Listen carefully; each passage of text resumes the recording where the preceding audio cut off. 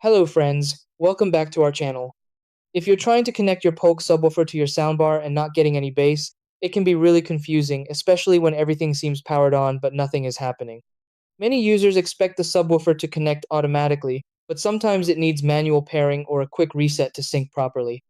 Since most Polk subwoofers connect wirelessly, even a small issue like distance or pairing mode can prevent it from working. The good thing is that once you follow the correct steps, the connection is quick, and your audio setup instantly becomes much more powerful with deep bass. Try these. Step 1. Plug in and turn on both the Polk soundbar and subwoofer. Step 2. Place the subwoofer close to the soundbar for pairing. Step 3. Press and hold the pair button on the subwoofer. Step 4. Wait for the LED light to blink. Step 5. Press the pairing Bluetooth button on the soundbar or remote. Step 6. Wait for a solid light confirming successful connection.